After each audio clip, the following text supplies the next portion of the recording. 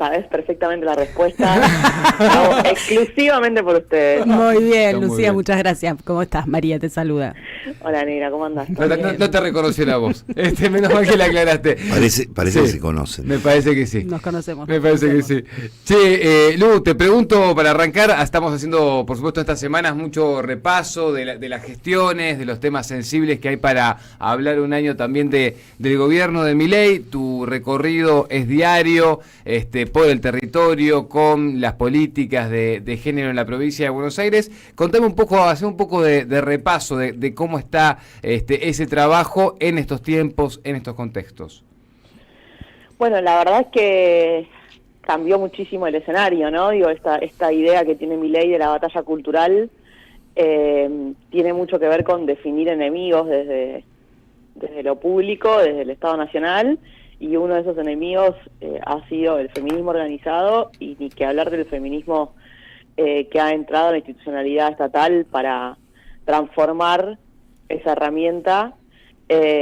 Lo primero que hizo fue una promesa de campaña y lo hizo en sus primeras semanas de gobierno, fue cerrar el Ministerio de las Mujeres, y después de un año de esa decisión no queda ninguna política de género a nivel nacional, ni siquiera una política de asistencia a las víctimas de violencia de género.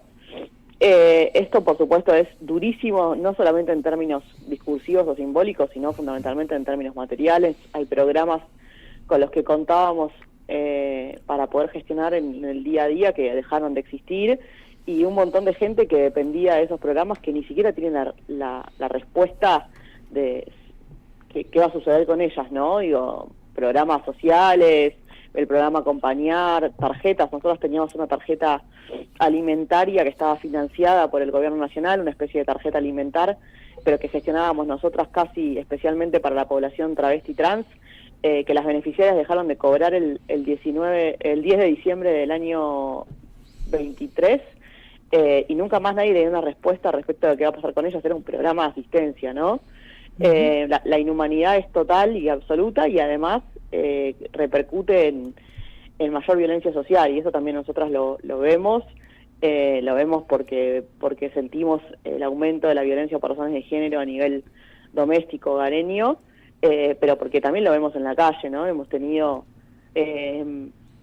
crímenes de odio en Argentina de los cuales no estábamos acostumbrados para absolutamente nada. No sé, digo, el triple de homicidio de Barracas, pero todos los días nos llegan informes de situaciones agresivas en la calle, por ahí con las personas LGBT, y bueno, eso nos significa que tenemos que trabajar el doble, y tratar de encontrar una agenda que no sea solamente una agenda de transformación pura y exclusivamente del Estado, que es parte de la discusión, sino que también conecte con la territorialidad, ¿no? Con la realidad de las personas, y en esa discusión nos damos cuenta que en definitiva lo que tenemos que hacer, que es una cosa que creemos desde el primer día, que es algo que ponemos en práctica desde el primer día, pero que ahora reforzamos muchísimo más, es pensar en la distribución de la riqueza, ¿no? Y creo que el gobierno de la provincia de Buenos Aires tiene que estar comprometido en todos sus ministerios con pensar en una acción real de transformación social y que tenga que ver con la inclusión. Y ese es un desafío enorme en este contexto de tanta restricción, y desde los feminismos es todavía más grande porque saben que nosotros llegamos siempre al final, ¿no? de la discusión. Entonces primero tenemos que pelear adentro de nuestros espacios para conseguir los presupuestos, y después tenemos que lograr una agenda de incidencia territorial y masividad con las dificultades del momento, ¿no? Lucía, en términos de desigualdad y esta territorialidad que vos estabas planteando, se aprobó una ley que regula, ¿no?, el proceso para reclamar la cuota alimentaria en provincia de Buenos Aires, que surge a partir de un informe sobre el incumplimiento de esta obligación. ¿Nos podés contar un poco cómo es el tema, cuál es la realidad en el contexto, en un comienzo, qué es lo que dice este informe y de qué se trata esta ley? Sí, mirá, a nosotros no nos fue nada fácil, ¿no? Yo creo que hay algo de hacerse cargo de que evidentemente movemos algunas tempestades. Nosotros asumimos el 10 de diciembre del 2019 el primer Ministerio de las Mujeres de la provincia de Buenos Aires, y el 20 de marzo había declarado una pandemia a nivel internacional. Ya el 8 de marzo, cuando fuimos a la plaza, estábamos empezando a hablar de lo que era el COVID-19, ese primer 8 de marzo, y a partir de ese 20 de marzo, ustedes imagínense, armando un ministerio, pensando cuáles son sus prioridades, cómo hacerlo, ¿no? El diseño institucional, bueno, va a haber tantas direcciones, esas cosas que hay que hacer en el Estado, cambió completamente, porque a partir de la pandemia lo que tuvimos que hacer fue salir a pensar cómo acompañar ese proceso tan desconocido a nivel social, y lo que nos empezó a pasar fue que nos llegaba muchísima demanda de personas que nos decían, me desalojan esta semana, me quedo en la calle con mis hijos, no tengo para comer, si no puedo trabajar no sé cómo voy a hacer para pagar el alquiler, bueno, todas unas situaciones en las que dijimos, bueno, armemos rápidamente un equipo de acompañamiento interdisciplinario, ¿no? Con abogadas que ayuden con el tema habitacional, con psicólogas, con trabajadoras sociales que puedan hacer informes para entender la situación, y ahí cuando empezamos a escarbar en esas situaciones y a hacer entrevistas y qué sé yo, nos dábamos cuenta que lo que había atrás de esas situaciones de riesgo inminente era abandono, ¿no? Abandono parental, de varones que se habían desentendido absolutamente de la crianza de sus hijos, y abandono cultural también, abandono social, ¿no? Digo, de madres criando solas, que todo el mundo, mirá, pobrecita como cría sola, pero nadie tirándole una soga, y que ya habían agotado todos sus recursos de endeudamiento, hogares súper sobreendeudados, endeudados con la familia, préstame que la semana que viene te devuelvo, que tengo que pagar el alquiler, dame que tengo que comprarle no sé qué a los chicos, endeudadas con el prestamista del barrio, endeudadas con efectivo endeudadas con la tarjeta de crédito, y eso es lo que se releva hicimos un informe, dijimos, bueno, esto hay que ponerlo en números, trabajamos un montón en ese informe, es un informe que ustedes ponen informe incumplimiento de cuota alimentaria Provincia de Buenos Aires, y sale en internet, trabajamos un montón, y lo que nos dio es que el 70% de los varones no se hacen cargo de sus responsabilidades parentales una vez que están separados, ¿no? Ese es el dato. Además de que nos dio un montón de dificultades a nivel social y a nivel cultural y a nivel institucional para poder reclamar ese derecho, que en definitiva es derecho de los niños, niñas y adolescentes. Así que dijimos, bueno, hagamos un plan de acción de cómo transformamos esta situación, y en ese plan de acción una de las ideas era generar un proyecto de ley que mejorara la accesibilidad al Poder Judicial en la provincia de Buenos Aires, y eso fue lo que logramos aprobar la semana pasada. En el medio hicimos un montón de otras cosas, desde acciones de visibilidad pública en plazas, hablando y presentando este proyecto, hasta un juego de la boca donde contamos las dificultades y nos juntamos con referentas territoriales y referentas barriales para poder visibilizar cuál es la situación, hasta, bueno, conversaciones con sindicatos, espacios políticos y demás, para también ir rompiendo las complicidades machistas en torno a la evasión de la cuota alimentaria, pero este proyecto de ley es un poco la frutilla de ese postre, porque tiende a mejorar el acceso a la justicia, ¿no? Sí, sí, el proyecto en sí, ¿de qué se trata? O sea, ¿cómo estaba antes en términos del acceso a la justicia, y qué es lo que vendría a modificar este proyecto? Antes la situación era un juego de la boca, o sea, literalmente era una carrera de obstáculos que empezaba antes de arrancar, que es el desconocimiento, ¿no? El desconocimiento de los derechos, el desconocimiento de la ley, y una situación muy sutil, pero muy palpable para las mujeres, de violencia latente, ¿no? Sí. Si yo me expongo a los tribunales y lo que tengo que hacer es empezar a demostrar, juntando papelito contra papelito, de cuánto gasto para poder justificar la cuota, entonces lo que tengo que hacer es contratar un abogado, una abogada, ese abogado me arranca cobrando antes de hacer nada, porque también tiene que cobrar su sustento, ¿no? Son parte de su trabajo, entonces me van a revictimizar, y entonces voy a ir a un juez y le tengo que demostrar a un juez que mi hijo usa zapatillas, y esto es una situación muy humillante, para después unas regulaciones de cuota alimentaria. María, lo que nosotros encontramos eran cosas increíbles, ¿no?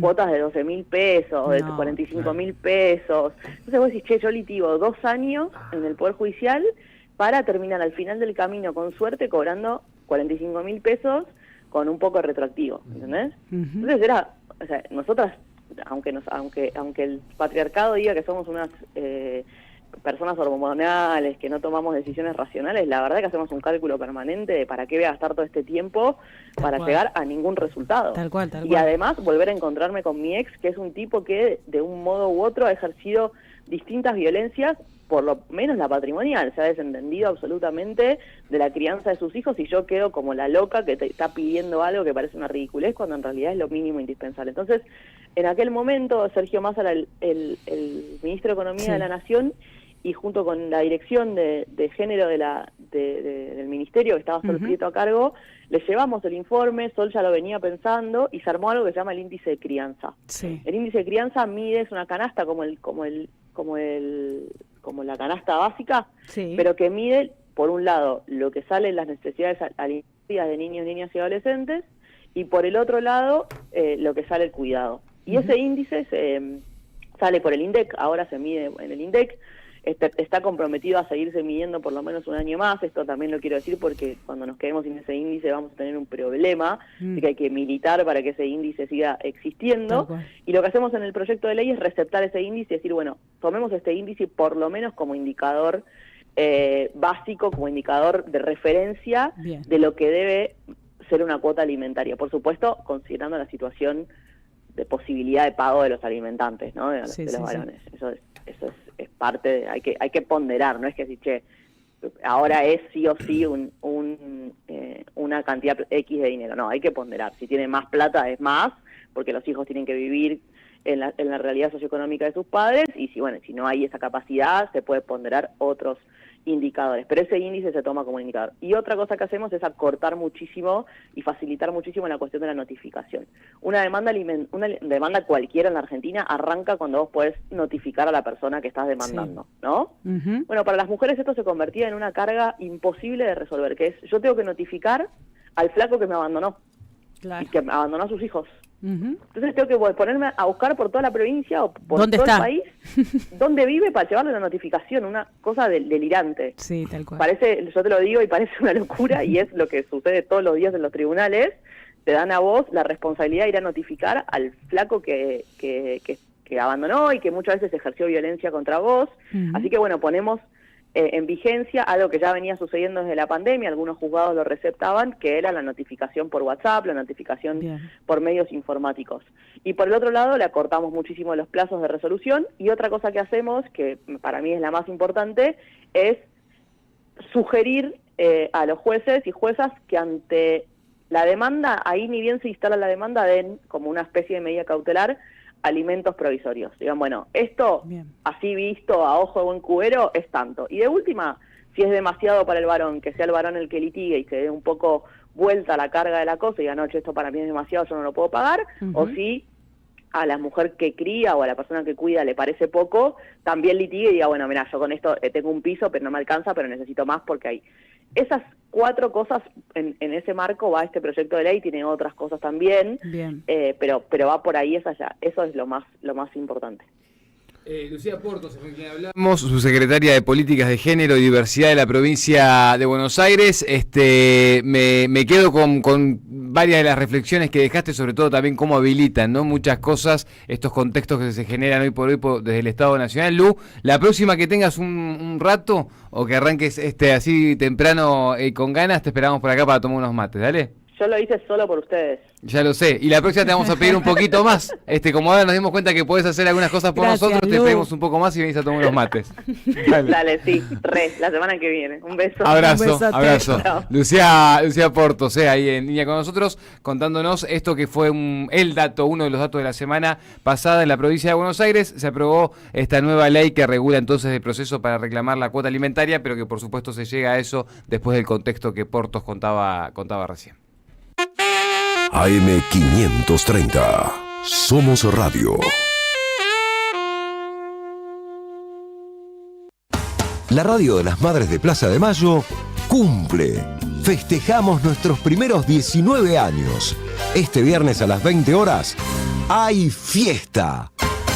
En un año difícil, donde han intentado dinamitar las fuerzas políticas, culturales y espirituales de la nación, nosotros seguimos entusiastas. Festejamos que estamos de pie, porque nada grande